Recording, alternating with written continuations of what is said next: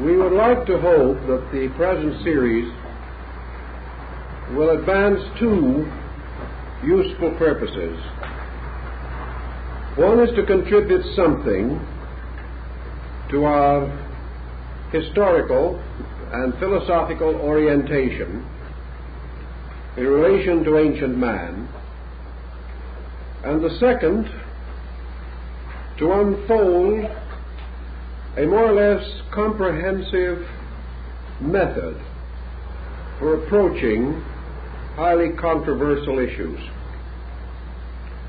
We know that the Atlantean hypothesis is held to be a simple, inevitable fact by some who are unfortunately in a position where they cannot too strongly sustain their positions. It is also held to be a myth by others who have inadequate means of supporting their negative point of view. Thus, actually, we are in the presence of a mystery story, a story which must be examined in the weight of such evidence as is available, recognizing with Aristotle that rational evidence is acceptable in any learned group. In other words, the workings of the reasoning faculties can as truly and completely demonstrate a fact as so-called scientific method. Nearly all so-called scientific fact has either come from reasoning process or led to it. Therefore, the facts, apart from reason, lose most of their utility. But reason, if trained, may achieve facts not demonstrable on the level of academic observation or experimentation.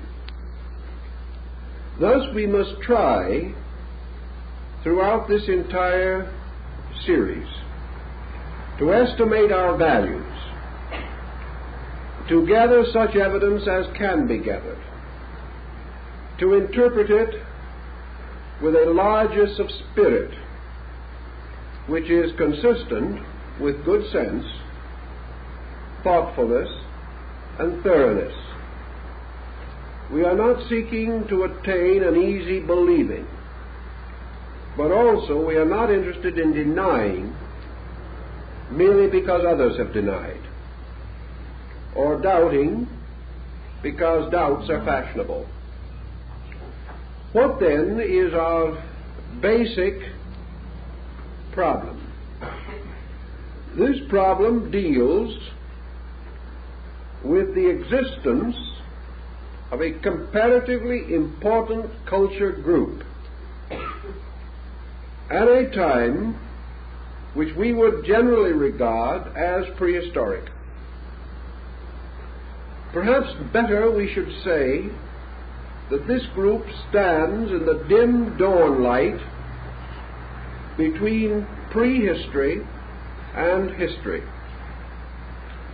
The moment we begin to consider this period, we learn several important negative facts. The first is that in spite of our achievements in many branches of learning, we have not been especially successful in pushing back the boundaries of history. We divide the world now into two distinct groups or periods, one historic and the other prehistorical. About prehistorical eras in general, we have a fair knowledge. We know something of the primitive man. We have the Piltdown skull, the Neanderthal jaw, and things of this kind, which tell us that at a remote period the primitive ancestors of humanity lived upon this earth, struggled against the natural hazards of their times, fought monstrous animals, and perished into limbo, leaving but primary and rudimentary artifacts or remnants of their survival. By geology, we come to some knowledge, and by the further aid of ethnology and anthropology, we have a picture of the remote world. We also have a fair picture of the modern world, from the rise of the civilizations of Egypt and those which flourished in the valley of the Euphrates down to the present time.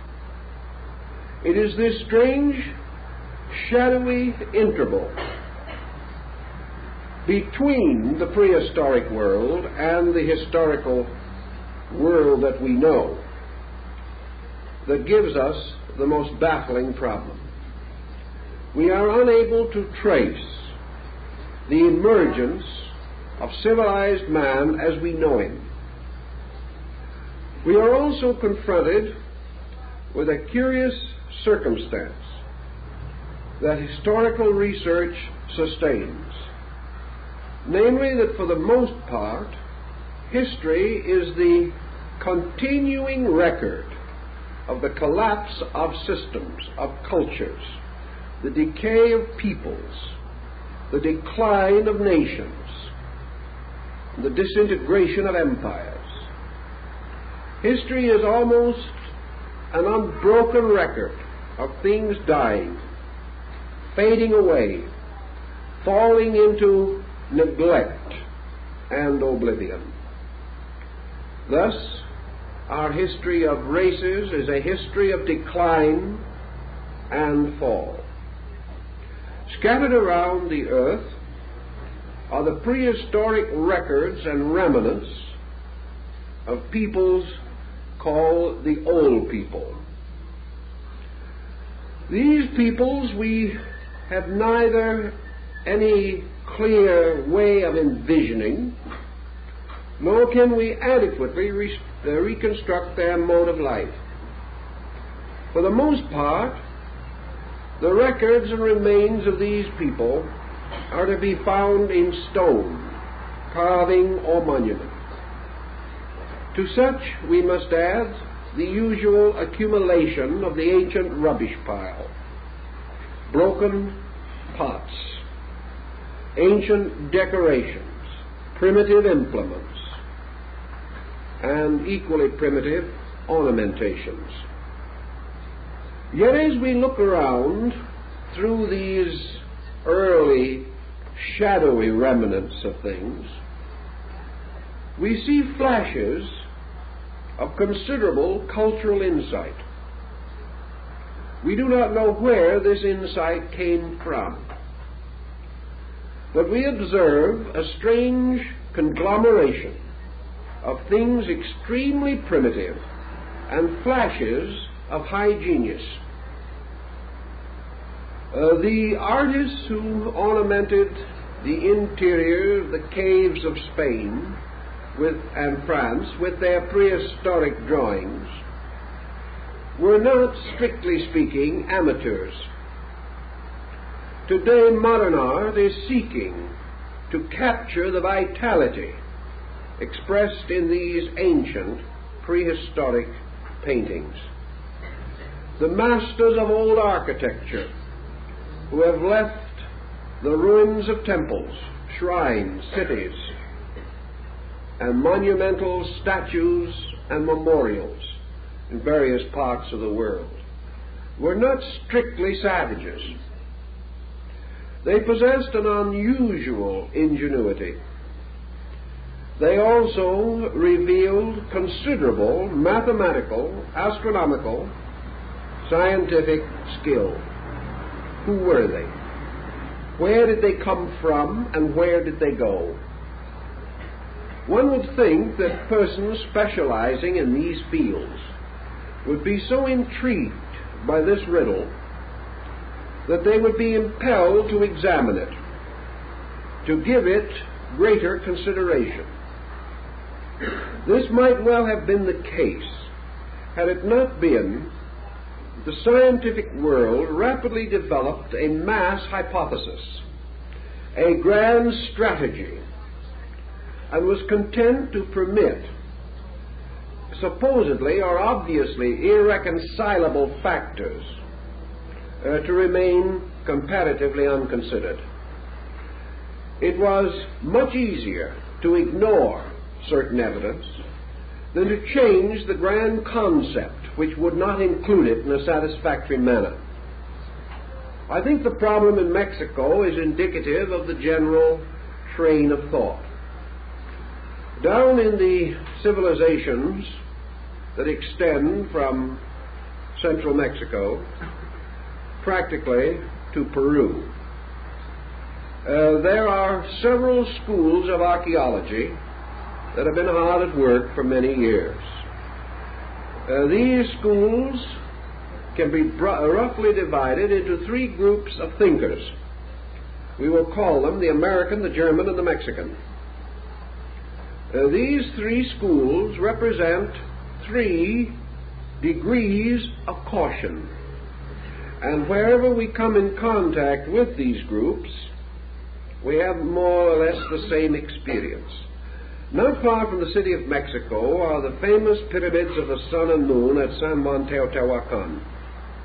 These pyramids, which most of you have seen at least reproduced in pictures, are monumental structures, obviously planned, well executed by a highly intelligent group of artisans and architects.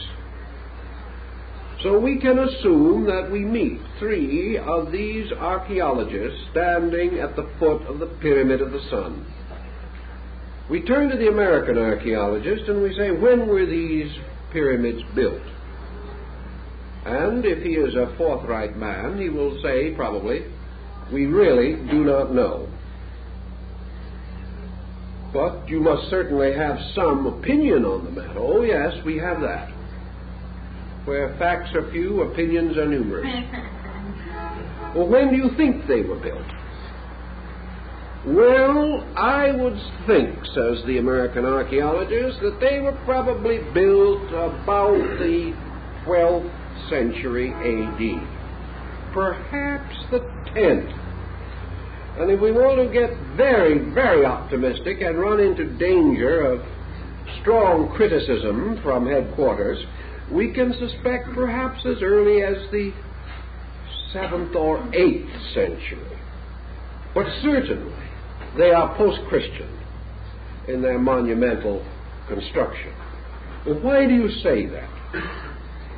Well, we say it because it was not until the rise of the Tarascan peoples and other groups in the great plateau of Mexico, until they had reached a certain culture level, they could not have produced these monuments. They have to be recent. So you then turn to the Mexican archaeologist and you say, what is your opinion? And he will say, well, we do not really know either. But from our researching and from our thought, we suspect that these monuments are older than the American school believes. We would like to suspect that these monuments might go back 1,000, maybe 2,000 years before the Christian era, and that they were built by peoples who preceded the historical group in the Valley of Mexico. This assumes, of course, the existence of a pre-Aztec culture in this area. And according to the German viewpoint, the existence of such a culture is intimated in the remaining records of the Nahua peoples, for they distinctly seem to imply that these monuments were ancient at the time when they first reached the great plateau of Mexico. So the German scientist is inclined to be a little more generous. Then you turn to the Mexican scientist, who actually is in a strange way in the best condition and position to understand the achievements of his own people. He has had his ear to the ground for a long time, is well aware of the legendary and lore that are definitely parts of the descent of our records in this region. And with a typical Mexican shrug of the shoulders, he will say, "We do not know when they were built, senor. It is our opinion that perhaps they were built 8,000 years ago, 10,000 years ago. But we are convinced that they are far more ancient than has been suspected.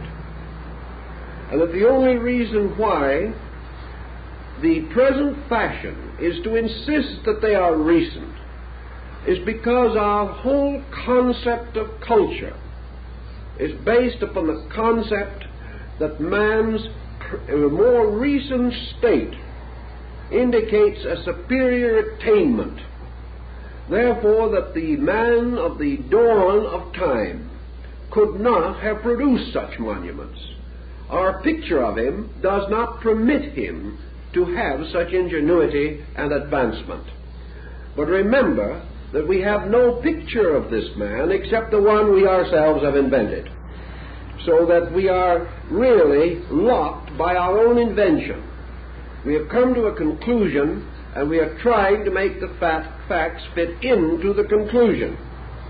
In other words, we are reasoning from a conclusion and not toward one. This is, generally speaking, the attitude in nearly all parts of the world relating to ancient monuments. The modern materialistic school insisting upon everything being recent. The more conservative Teutonic mind being a little slower to arrive at such an end or finding, and the native peoples, whether scholarly or unscholarly, uniting in the concept of an extraordinary antiquity to certain of their most famous monumental structures. We do, of course, in some cases, enjoy native records. Our present tendency, however, is to assume that most natives are liars from the beginning, that either they have no knowledge of their own antiquity or have gone off into romancing and into myth and folklore to the degree that their records are not reliable. Actually, however, when we go back beyond a certain point, we have only mythology, only legendary, and only lore. If we eliminate these completely, we simply have no contact at all with man prior to the dynastic rise in Egypt. Thus we can say that some of these buildings may be recent, some of them may be ancient. Explorations on the site of the great pyramid of Kukulkan at Chichen Itza on the peninsula of Yucatan now indicates one building under another, and various estimates of from 9 to 15 structures inside of that one temple have already been advanced, indicating a sacred site rebuilt or overbuilt many times over a vast period of history. Thus, by degrees, the need for a concept of a culture, a comparatively advanced culture, appears over the horizon as we begin to seek reasonable or rational explanations for familiar things. So much for the physical level of our functioning. Now let us move to an entirely different theater of consideration, a different area requiring penetration. We are completely confused as to the origin of language. We have some rather skillful thoughts about it, but still we are unable to explain a number of important things. We accept much, question little, and hope for the best. On another level, equally important, we are without any adequate knowledge as to the origin of the sciences that we now consider basic. Who invented mathematics and when? This question would really probably prove disconcerting even to the best historian of mathematics. We simply do not know. Wherever we find the person or the condition which seems to suggest origination, we immediately strike a legend, or immediately strike a statement of that person that his knowledge was derived from some other source. We cannot pin down the original of these different forms of learning. This is especially true when we turn from history to Stonehenge, or to the great Druidic or pre-Druidic monuments in Brittany, in France.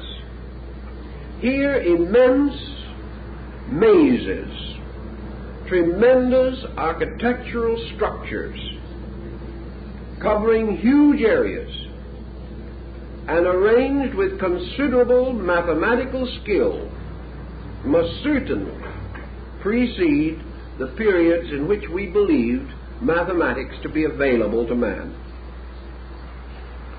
We are therefore searching religiously, philosophically, scientifically, ethnologically, anthropologically, for the beginning of the human race. Not its physical beginning, merely as creature, but the beginning of its ascent from savagery or a primitive state to the levels or to the platforms which can come within investigation by available instruments. Where then can we turn? Probably the only way we can turn is that in which most have turned, who have sought to penetrate the almost intentional wall of oblivion that has been built up by opinion, attitude, and prejudice between us and the origin of our own culture. Men like Baron de Prorock, seeking vestiges of ancient foundations off the coast of Europe. Men like Leo Frobenius, seeking the solution of the mystery of Africa.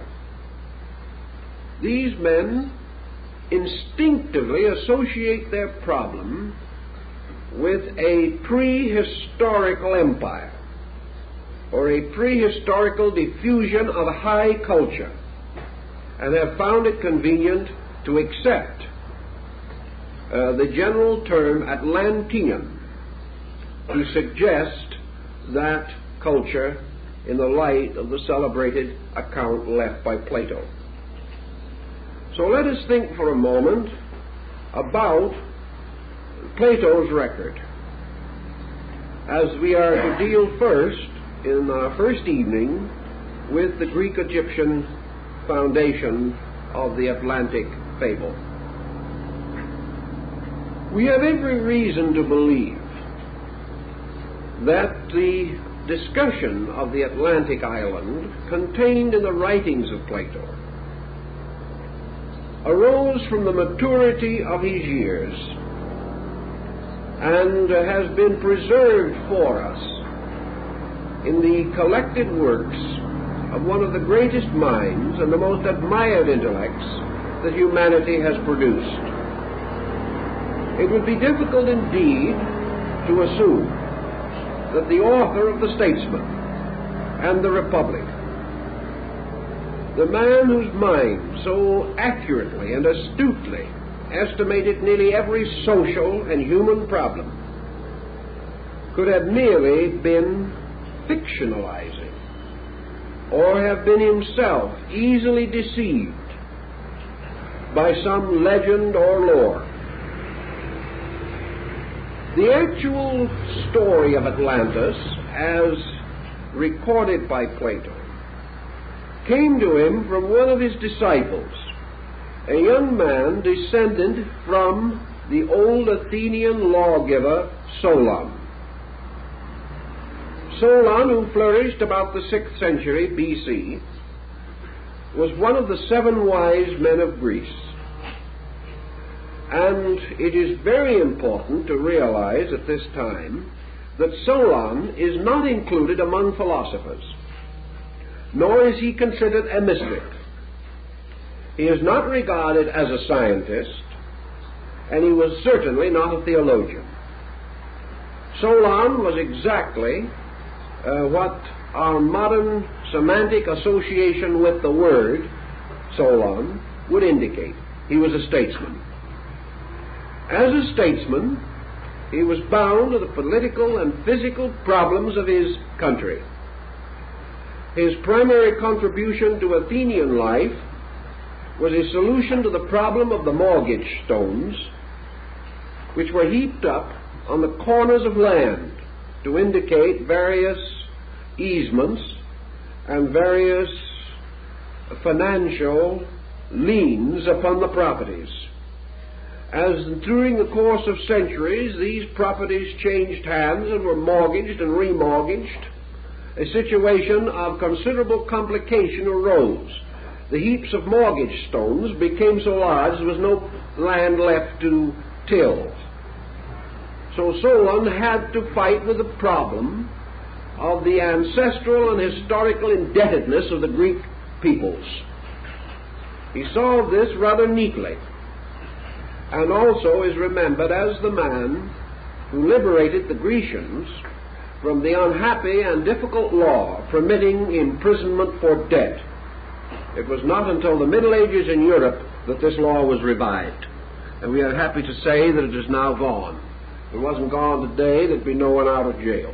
Now, Solon visited Egypt because of the general respect of the Grecians for the political and diplomatic skill of the Egyptian rulers. Egypt was a theocracy, uniting in the person of the pharaoh both priest and king. Egypt was also deeply versed in ancient laws and had a very skillfully developed system of legislation and jurisprudence. Solon went there, not in order to discover lost continents, but to find out some way to remove the mortgage stones. It was during this trip that the priests of Sais communicated to him the legend of the lost Atlantis. Solon was profoundly affected by the story, which he undoubtedly received as an historical fact. He was shown a pillar of mysterious metal, which was said by these priests to have been erected prior to the destruction of Atlantis, and to have carved upon its face in hieroglyphics the story of the great catastrophe. Solon, hastening back to Greece, became involved in the proper administration of his statecraft problems. Being a man of advanced years, he tells us that he was unable to advance and philosophize the story of Atlantis. He therefore left it as he had received it, in record only, passing it on to his descendants. And one of these descendants finally brought it to the attention of Plato. The record has also some dating. Solon, as we say, flourished about 600 BC. And according to the ancient story, the Atlantic invasion of the Greek states occurred about 9,000 years before the birth of Solon. This would put it somewhat in the neighborhood of 11,500 years ago. This kind of dating brings us into an arena of timing in which modern man has almost no records. a period in which, however, it is inconceivable to him that a great culture could have flourished. Remember, this culture was important in the terms of the Greeks and Egyptians. Therefore, we have every reason to assume that whatever this Atlantean culture was, it was not like ours, but if it had a parallel, would have been more like that of those ancient nations of 4,000, 5,000, or 6,000 years ago, with which we have some historical acquaintance. According to the Egyptians, the Atlanteans attempted the conquest of Europe. And in the course of this conquest, they moved apparently without opposition until they reached the Greek area. And here they had their first serious adversary. During the wars and struggles which ensued, the Atlantic continent sank, leaving the armies that had reached Europe and undoubtedly had permeated a large part of the European area without a homeland, without any place to return. Also, undoubtedly, at that time, this disaster was far less significant than it would have been in terms of a modern military expedition. Even 4,000 years ago, and certainly 5 or 6, armies did not move as bodies of military people. They moved as migrations of total social groups. The army or the leader leading an expedition into a remote area carried with him all his worldly goods, his family, his livestock, everything necessary for his survival. It is quite likely that in many of those older campaigns, the original members of the expedition, even had they been spared or were they spared in war, would never return home. It would be their great-grandchildren who might return, if any, because there was almost no contact between these migrant armies and the land from which they originated. They might well settle in some new region and never go back, becoming the nucleus of a new culture group. So it is not so likely that the Atlantean armies were gravely perturbed by the destruction of their homeland. They may have already been away from it 100, 200 years, with little memory by descent of the original area, and that memory already highly dramatized and romanticized. Plato and the Egyptians both fail to tell us what happened to the migrant armies of the Atlantean expeditionary forces.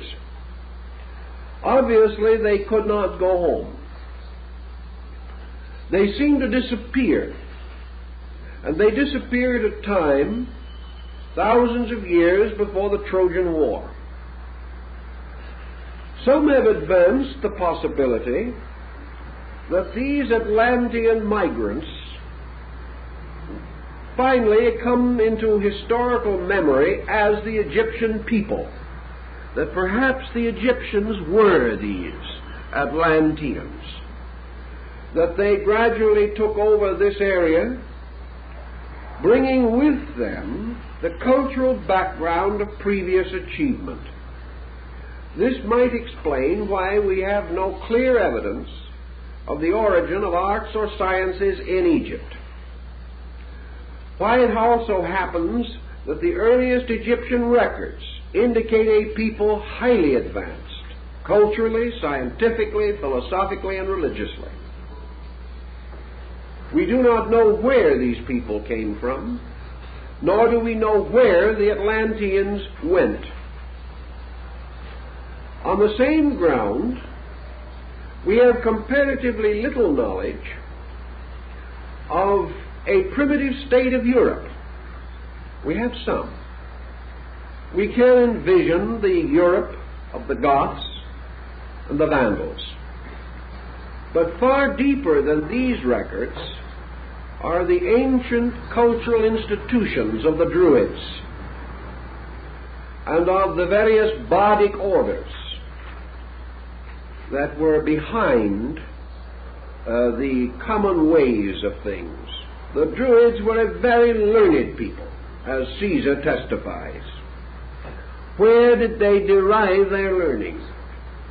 It has been common to assume that they had some connection with Asia. How? Where? When? None of these questions are adequately answered.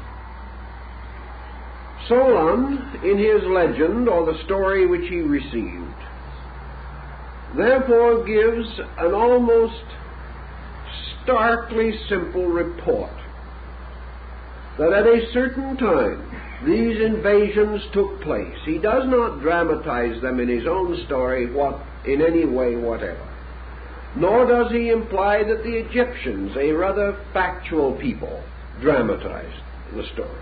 They presented it to him as a simple historical account, but unfortunately did not give him the details which might have clarified the whole issue. Later, when the descendant of Solon provided the material for the famous dialogue, the Critias, of Plato, we find the master of philosophy moving in upon the fable. Plato gives us an account far more explicit than that of Solon, in much greater detail and with much more glamour. Where did Plato secure the material for this embellishment? No one knows. This embellishment, however, follows in itself a kind of pattern. It follows the pattern of Greek mythology. It assumes, therefore, that when the 12 deities divided the earth, that the seas and the great oceans were assigned to the deity Poseidon, and that from him and from his descendants came the mysterious empire of Posidonius. Thus, Plato, borrowing again from mythology, declares that Atlas, the man who carried the world on his shoulders, was an ancient Atlantean king. And Plato further points out the tremendously vital code of laws given by Poseidon to his people and to his children, the laws which became the basis of the great legislative system of the Atlantean state. These laws, incidentally, are practically identical with those set forth in the basic code of the great Babylonian Chaldean system, the Code of Hammurabi. Thus we have Plato implying that a great culture, a powerful religion, important mysteries or secret religious institutions originated in this great Atlantean nation. Plato then explains to us something that, can it be demonstrated, would be of the greatest importance. He speaks strongly of the maritime achievements of the Atlantean peoples. The great city of the Golden Gates on the island of Atlantis was actually a vast harbor. And into this harbor came the shipping of the Atlanteans, who were a great mercantile people. Their boats and galleys and crafts went throughout the world, merchandising, bartering, exchanging, trading. Plato does not specifically state colonizing, but let us move it there for a moment and consider what might be implied.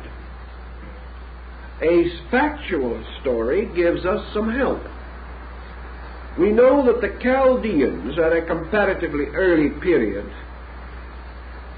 sailed along the coasts of Western Europe, reaching as far as Britain and the Scandinavian countries to engage in the merchandising of tin. And we know that wherever these ancient expeditions came and visited, they left not only the immediate objects of barter, but a cultural impact upon the peoples that they visited.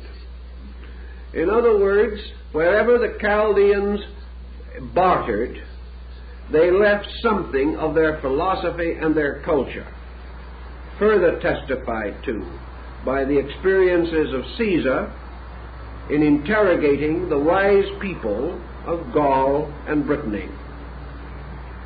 Thus, the migration of a great mercantile project traveling into very far areas would certainly imply the establishment of trading centers, trading posts, outposts of one kind or another, and even permanent settlements. The trader is always the same, and along the routes of his journey he leaves indelible impressions of his vices, his virtues, and his achievements. This brings us to another important situation. Is Plato romancing? Was it possible for an Atlantean merchant fleet to travel any extraordinary distance? Two questions then present themselves. What was the general geographical state of the Atlantic area at this time? Assuming that the central mountains of the Atlantean continent island, which may have been nearly as large as Australia, perhaps this area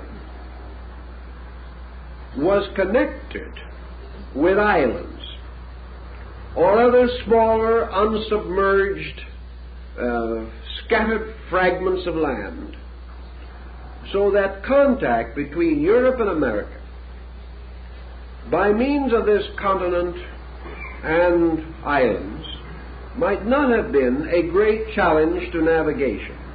The Seminole Indians in Florida have record of a land bridge that once extended all the way from America to Europe.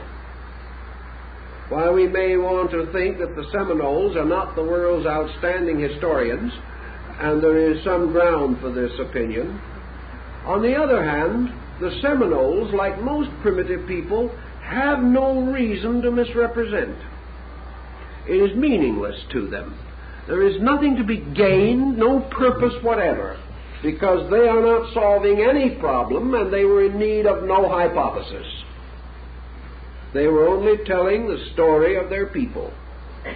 They were preserving the record of some migration of their own ancestors, which they regarded as worth preserving.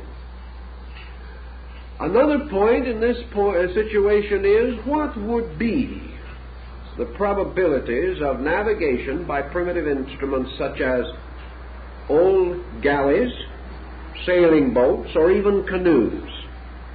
There are at the present time in the Polynesian islands huge canoes which have cruising range of over 2,000 miles. This, therefore, tells us that long journeys were not impossible. We know that these canoes are really, in skillful hands, far more practical, serviceable, and efficient than the tiny ships with which Columbus crossed the ocean. That the ancients had the possibility of ships equal to or better than those of Columbus, we have no reason to doubt. The Egyptians, during the dynasties of the Ptolemies, had a great galley of state in which they entertained distinguished guests, which had not only sails but 3 banks of oars 2 swimming pools, and a grove of live fruit trees on the deck. We are not informed as to just how seaworthy the ship was, but at the same time, the idea of large vessels certainly goes back much earlier than the rise of the Hamburg American line. Also, it was not important that such journeys be rapid or immediate, because these people were not leaving relatives at home that they wished to get back to by the holidays. When they left, they probably never expected to return, so they took the relatives with them. The Japanese are convinced that exploration from their shores, as early as the 12th century, reached by degrees as far south as Lima in Peru. And we know that on certain currents, it is very certain the Chinese reached the coast of California at least 600 BC. Therefore, empirically, we cannot say that a considerable mercantile could not have existed, especially if the distances to be traveled were greatly reduced by a large land area in the midst of what is now the ocean. Perhaps there was no area that would have required any unusual means of travel. Even as we can follow the Aleutian Islands and things of that nature and make a reasonably safe trip from the Western Hemisphere to Asia. These considerations, then, do not tell us that Plato would have been romancing unduly. He was aware of the strength of the then existing Greek fleet.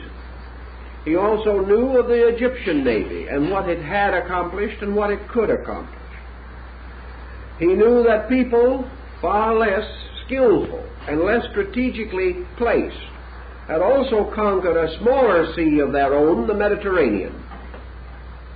All these things were matters of degrees, not involving any major policy change.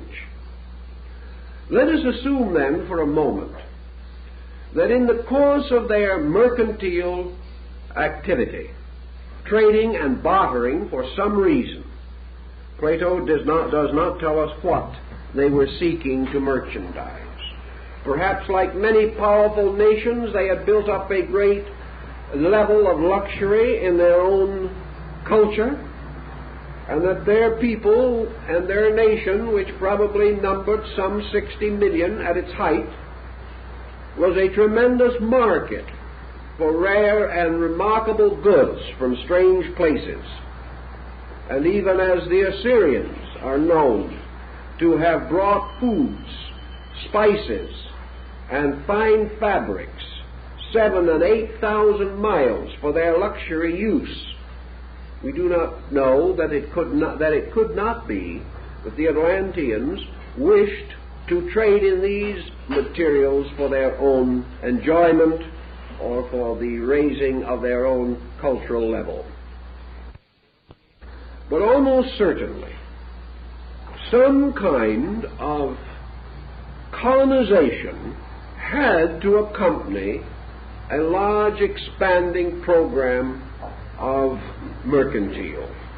We have in the more recent times of our own world the same situation arising. The expanding power of the British Empire in the 17th and 18th centuries resulted in a vast colonization program. The establishment of such groups as the Virginia Company, the Hudson's Bay Company, the East India Company, and others, for the purpose of distributing these various wares which could be gathered from other countries. The gathering of the material in these other countries required central storage areas, such as the treaty ports that were set up along the coast of China in the closing years of the last century. Such programs must have carried with them cultural infusion. Every colonizing program in the last 1,000 years has spiritually, morally, intellectually, and culturally affected all peoples involved in this colonization. And in spite of the fact that only selfishness may have dominated the original program, these colonizing plans have always finally resulted in the raising of native levels and have opened the way for the future independence of these once colonized and dominated groups. We have no reason, therefore, to assume that Plato was mad or completely impractical if he tells us something which we have seen repeated 100 times since, and have seen repeated by peoples of a much more complicated nature, and with situations that might have suggested other means of handling, but we have still followed the old traditional ways. If, then, it is conceivable that this Atlantic center did have a broad area which, like the spokes of a wheel moving outward from the central hub, finally diverged to an incredible rim area, we have one possible answer to the question of how almost completely isolated peoples, among whom there is no historical record of contact, and who have been separated by what appeared to be impassable intervals of mountains, land, or water, could have, at approximately the same time, been enriched by certain basic additions to their ways of life. In thinking of this, let us turn to some of these peoples. Even the Greeks do not or did not believe that they originated their own culture. They said that their culture came to them by a mysterious person from a distant place. If you go into the Polynesians, if you go into the Northwestern American Indians, or the Southwest Indians, or the old Iroquois League, or the Plains Indians, if you go into the Eskimos' culture, or to China, Japan, India, Persia, Syria, Assyria, Egypt, there is not one of these culture groups that will take the responsibility for having originated its own culture. This is important. While we have only myths to work with, that is true, every one of these groups of myths tell essentially the same origin story, that the peoples came from elsewhere, that they came with leaders who had led them from some previous location, that these leaders were responsible for the establishment of higher orders of culture in primitive areas. Thus, the natural or aboriginal peoples of these areas all insist that their cultures began with the advent of divine beings who came from remote places, from a long distance, from other lands. These remote beings did not resemble the people to whom they came. They wore different clothing. They spoke a different language.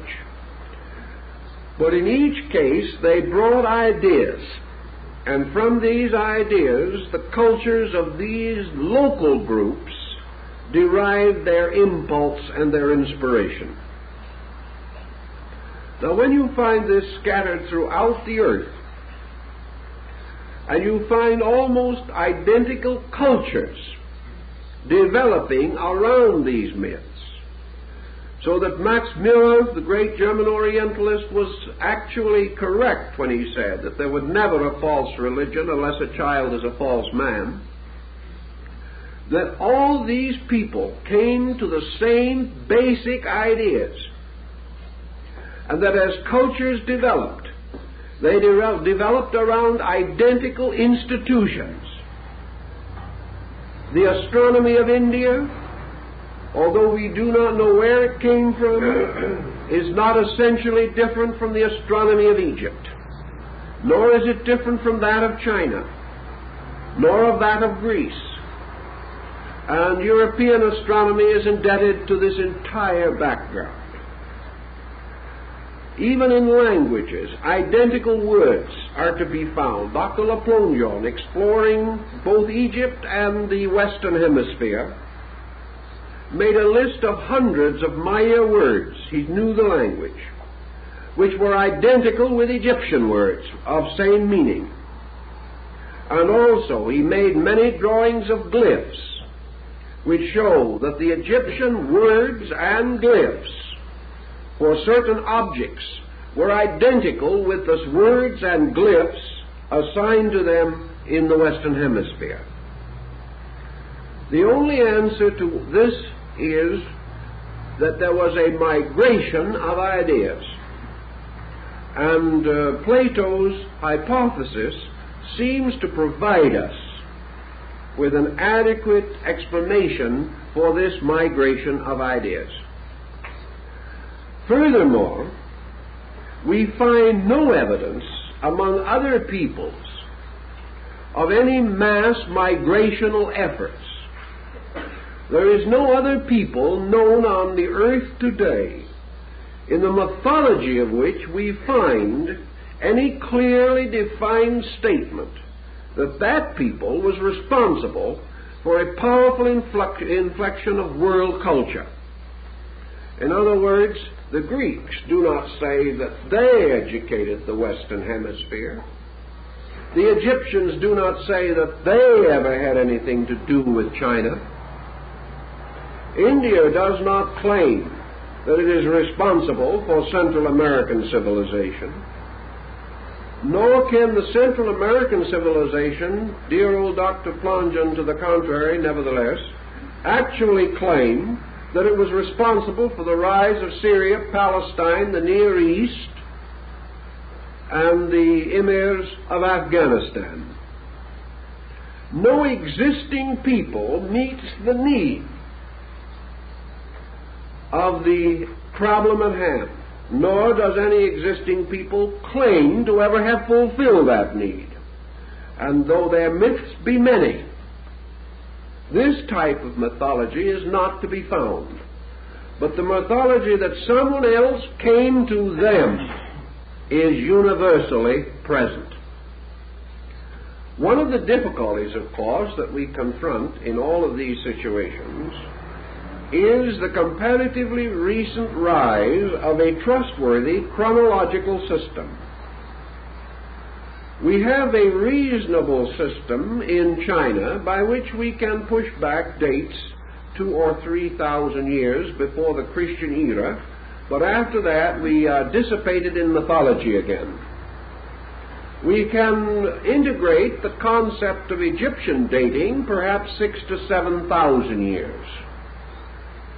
In India we are not quite so fortunate as far as chronological material is concerned. The Maya chronological system, which is perhaps one of the most perfect in the world, has only a comparatively recent history in the Western Hemisphere, and their own system of chronology implies definitely that it was set up elsewhere long before. But we do not have any trustworthy system of dating. We cannot raise the question, therefore, what were these people doing 10,000 years ago? We have no chronology to assist us to differentiate these periods. In fact, we could not spot them within several thousands of years. Thus we have only legendary. We have only the concept of the long, long ago. We are back to the most elusive of all dates, once upon a time, where every legend, fairy story, and fragment of folklore has its beginning. This once upon a time, however, has one interesting, demonstrable element. This once upon a time is related to area. and we are able to gather to some degree a picture of timing from location.